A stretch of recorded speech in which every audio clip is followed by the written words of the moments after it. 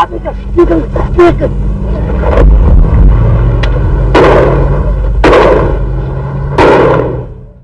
electronics use gold and what we call the three T's: tin, tungsten, and tantalum. Tantalum stores electricity on your electronic device. If your phone didn't have tantalum, it would fall silent. Tungsten causes devices to vibrate. Tin is used as a solder on circuit boards. Lithium is used in our electronic batteries. Gold is used to cope the wiring on cell phones and computers.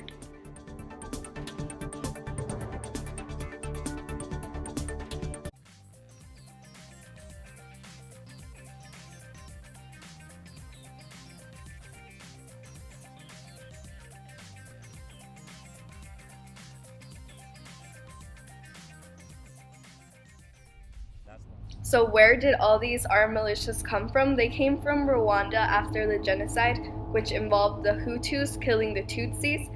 After this genocide ended, millions of Rwandan refugees streamed across the border, among them many of the Hutu soldiers which were involved in the genocide. Soon after, the soldiers of the Tutsi leadership in Rwanda found out that the Hutu soldiers were in the Congo and the Tutsis wanted them dead. This is how the Congo became the home for armed militias, which caused mass rape, child labor, and violation of human rights. Seems so primitive, you know, with their bare hands and with shovels, they're pulling it out, and a lot of it ends up in super high-tech devices. And you never think when you're using those devices back home that this is how it actually starts, and that without this process, it wouldn't exist or it wouldn't work.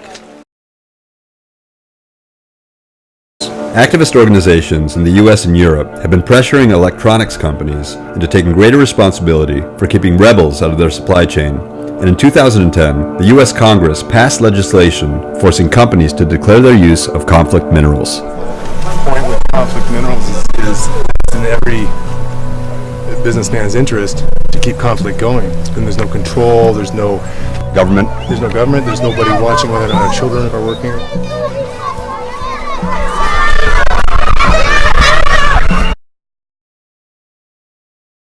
The most notorious rebel group operating in Congo today is the FDLR, a Hutu power group tied to the perpetrators of the Rwandan genocide.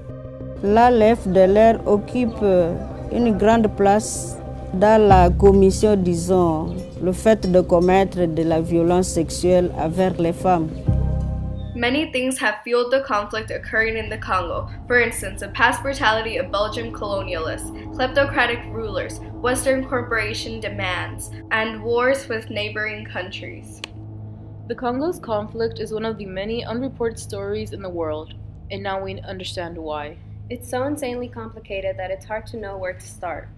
Anyone with a gun and an agenda can basically have his own little kingdom. They violate human rights and rape women to punish people for supporting other groups.